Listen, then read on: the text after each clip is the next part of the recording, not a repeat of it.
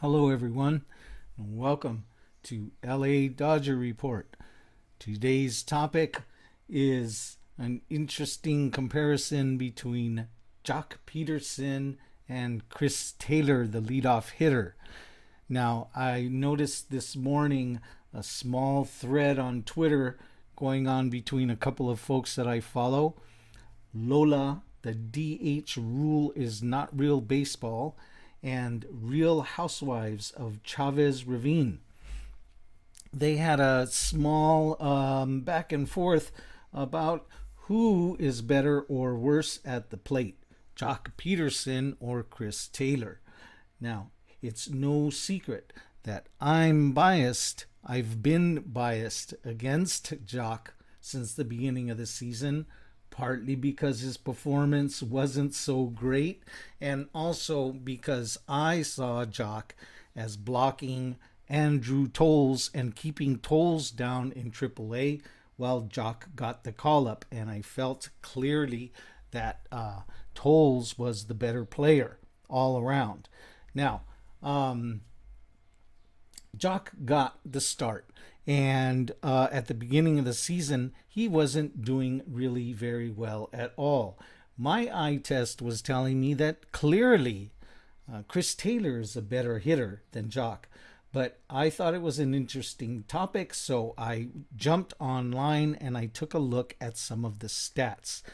Now, I don't usually follow stats that much, but they do tell a story, and they are there for a reason. So I took a look at some of the stats, and let's see how the two of those guys compare to each other.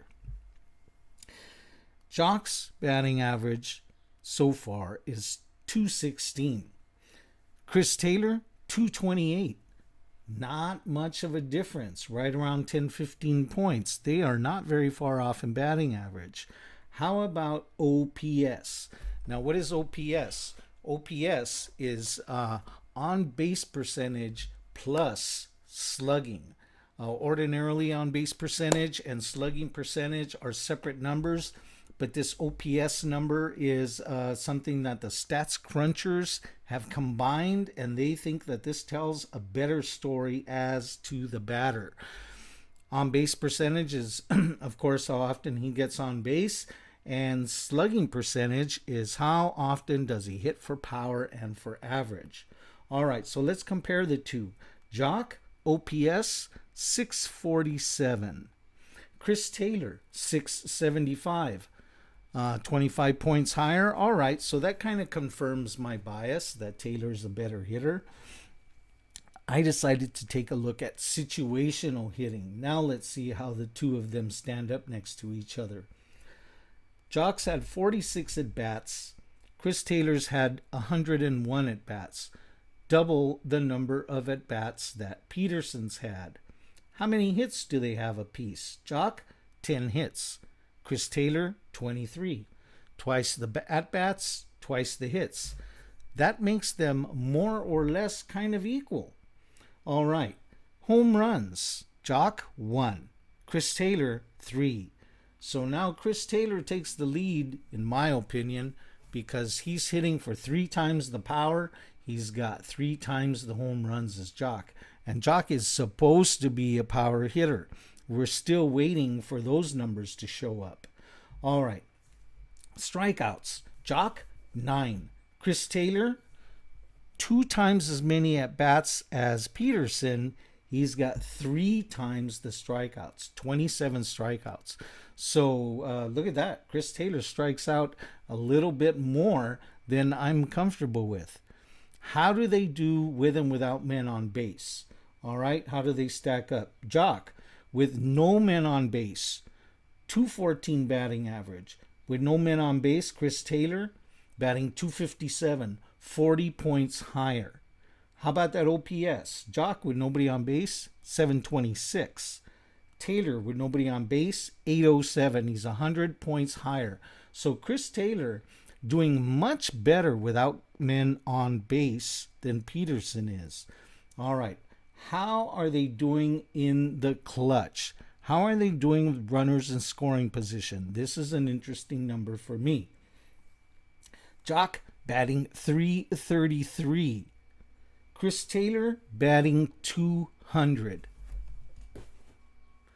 Joc's numbers with runners in scoring position, he's batting 100 points plus higher. How about the OPS, that all-important OPS? Joc batting 762 with runners in scoring position. Taylor, 455. We're looking at almost double OPS with runners in scoring position in that clutch situation.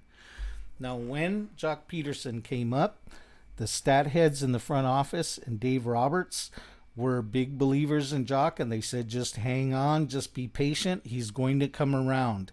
And I'll tell you, Joc has not been putting up these big numbers since the beginning of the season, these clutch numbers. Actually, it's only been happening over the last couple of weeks. And yeah, over the last 7 games, Joc is hitting 283. So he's almost hitting 300. And his situational hitting is very good. He's advancing the runners. So that faith that they had in Joc is actually starting to play out. And that makes me say, hey, Roberts in the front office, of course, know much more than me. But now I'm a little bit more convinced that actually their trust in those numbers and their trust in Joc coming around eventually is starting to pay off. And so we'll see how that plays out. Joc surprised me, and all I had to go and do was look at those numbers. So attaboy Joc. At the beginning of the season, I was biased against him, but I don't want to root against guys on my team. Of course not. I want everybody to be successful, and the fact that Joc is starting to come around is very good news. All right, a couple of other Dodger notes. Something else in the news. Did you hear about the new proposed Dodger gondola? What's that gondola? A sky gondola? Have you ever been on that gondola out there in Palm Springs that goes up the mountain to where the snow is?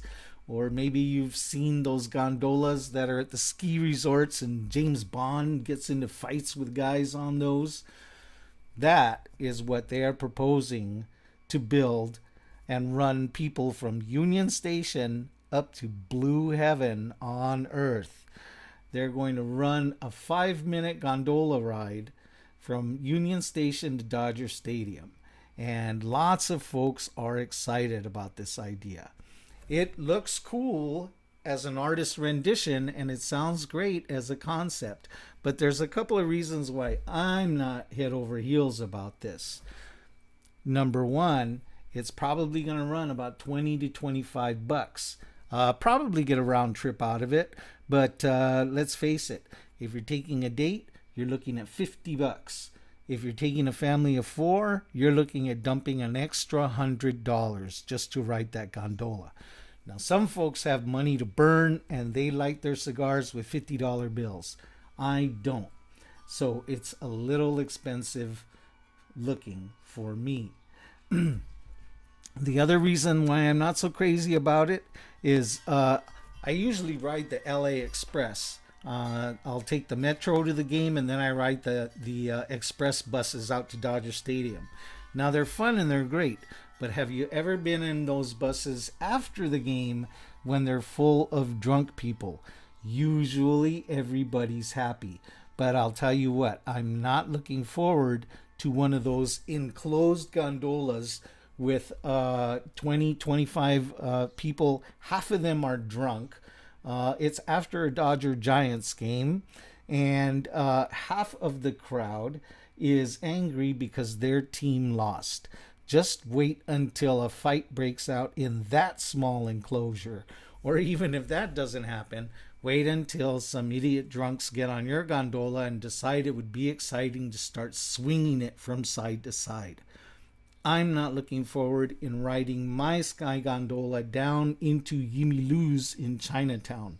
Not me. Final reason why I'm not so excited about this baby is dreamed up by none other than Frank McCourt. This is going to be a Frank McCourt production. and whatever other companies that he can swindle into joining him on this. I don't want to put one more nickel than possible into Frank McCourt's pockets. He broke the Dodgers when he was running them. He was a greasy owner. He still owns part of the parking lots out there, which is another reason why I run the shuttle, because I don't want to give him parking money, and I sure don't want to drop 25 bucks, 50 or 100 bucks into his pockets every game because I want to ride a gondola. All right. Final note, very good news for the Dodgers. Justin Turner has been spotted hitting balls off a batting tee. So his rehab is coming along and he's getting ready to join the team. Very soon we should be seeing Justin Turner with the boys. Who knows? Maybe Roberts is going to bat him back to back with Joc Pederson. All right, everybody. Thanks for watching. We'll talk to you next time. Peace.